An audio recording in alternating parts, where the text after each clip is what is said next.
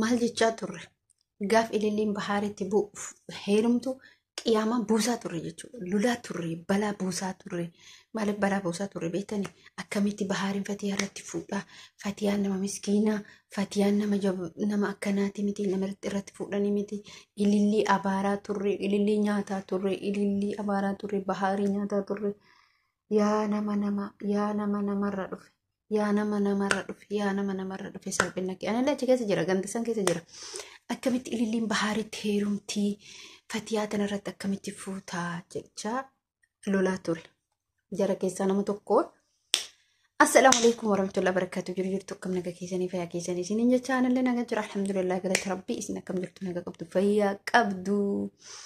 Kaduu jetu jiru kun saleeni isa jedhamu qophii ramadaanaatti irra jirra. Hordoftoota kabajamtoota keenya qophii ramadaanaa maal fakkaata? Nu bira alhamdulillah galata rabbii dalagoo kis godhaa jira. Ashkara akkala jira. Walitti rarrataa jira. Alhamdulillah galata rabbii. Isin jechuu barbaada. Hordoftootaf kabajamtoota keenya har'aa munaan maal qabachee dhuftee jechuun keessanii noolu akkuma wanna ni qabadhee dhufe bu'aan addaati bombii dhoosa. Maani beektu? Ramadaanni akkami? Ramadaanni namatti tolaa. Ramadaana keereti. Ramadaana itti laalaan akkam jedhe isin hima. Wallahi azim haala ajaa'ibaati. Mirqaan san eegaa jira. Alhamdulillah rabbil alamin. Isinin jechuu barbaada. Viidiyoo keenya kana like godhaa, share godhaa, subscribe godhaa, yaada keessan kennadhaa. Isinin jechuu barbaada. Toota kabajamtoota kiyya. Akkuma beekamu wallahi namni tokko gaafa wal lolu nama sanirra ebalu akkas ta'e ebalu yoo fuudhanillee jechuudha. Barumsa isin haa ta'u beeka. Eenyu fi ilillii Fatiyaanii walitti araaramanii, wal hammatanii, wal dhungatanii, as godhatanii yaa salphina kenna. Noo eenyutu nu araarsame amma. Eenyutu kootu siin jedha, eenyu anaa kootu jedha. Eenyutu hunduma kenna warra gisee san Fatiyaaf lolaa ture. Ni barumsa haa fudhannu. Nuti gaafsan Fatiyarra gurree ilillii arrabsaa turre. Garuu mootuyyuu Rabbiin jira hundumaa fidee walitti. Mee nama kana garuu taasifaa. Garuu mucattiin tun akka nama gaarii taate. Isirraa waa hedduu baranna jechuudha. Dhugumatti maal rakkoo qaba? Waa takka rakkoon qabu. Maaliif jaalala jiraannaan hanga afurii haa fuudhu jette. Heeyyamte mucaan sun nama gaarii, Fatiyaan nama gaariidha garuu maal asirraa barattan beektu? Nuti warroonni namarratti viidiyoo hojjetudha jechuudha. Salphina guddaa. Har'a ho'a nuti nu waama. Har'a Fatiyaan koottaa hordoftoota kiyya jetti. Yaani wal dhungataa jiran jechuudha jira. Dhugaa dubbachuuf alhamdulillah rabbil alamin waantuma keessattuu maaliif Fatiyaa waan kana goote bahaarillee waan kana maaliif godhe ilillillee maaliif waan kana goote ililliin turmarraayyuu fedhii qabdi Fatiyaatti araaramu. Inni guddaa maaliin isinii fakkaate rabbii waan kana makkatabe intala tana jechuudha. Otoo dargaggeessa akkasii jiru dhiifama maaliif nama kana jaallatte isinitti fakkaata. Nama niitii qabaateef ilma qabaateef miti jaalallee akka Oromoon akka jedhutti sararraayyuu nama hin qabaa jedha. Ilma namaa dhiisati. Kanaaf ililliin nama kana hin jaalatte haala amala isaa argitee jaalatte ammoo Fatiyaadha walitti araaramte ililliin mataa dhungattee an akka yaadutti akka ilillii irraa argutti nama Fatiyaatti hamtuu yaaddi jedhee yaadu miti. Yaaddi jedhee yaaddullee immoo maaliif yoo jettan intala tun isa jaalatte malee isa hin jaalatte sirriidha. Akka bahaariin immoo isii kabajuu ni argite jechuudha. Isin egalee waan argituuf isii immoo tuquun barbaaddu. Akka balleessite waan beektus Fatiyaa immoo tuquun barbaaddu. Mataa dhungatte. Waan ajaa'ibaatti. Garuu keerii walii yaaduun waanuma jiru jechuudha. Ji'a keeriitii, ji'a ramadaanatii, ji'atti namni hundi ofii wal gaafatee gara ramadaan isaatti seenu. Isin jechuu barbaada. Kanaaf jechuudha hordoftoota kiyya dhugaa dubbachuuf baay'een tokkotti bakka kan namatti toludha. Namni walitti yeroo araaramu, namni yeroo walitti bakka hin jiraa miti. Akkas isin jechuu barbaada. Wallahi walitti zannaan badinaa, wal araarfadhaa, ofii walii godhaa, qulqullaayaa, onni kee bakka onni kee qulqulleessi itti seenii akkas isinin jechuu barbaada.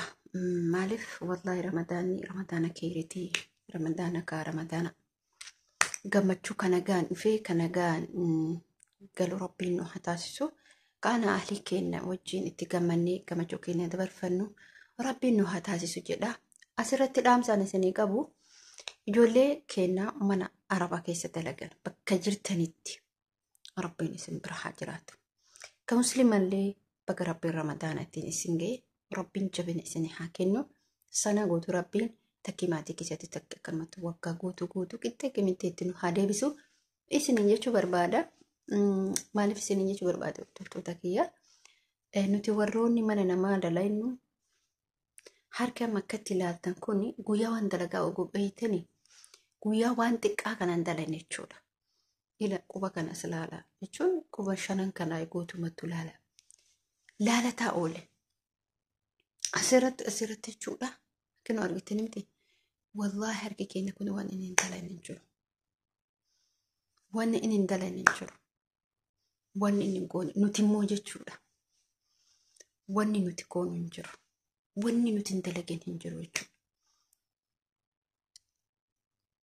Wanni nuti hin dalagin wallahi lazi ama ani guyyaa ganamsa ami gara gabe boqonnaa takka otoon argetiin galgala sa'a 8 yoo ta'u hojirraa ba'e.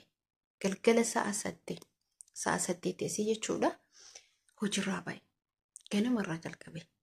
Garuu immoo hojii hojjetu san itti gammadaa hojjeta. Garuu sila nama viidiyoo kan hojjetu miti.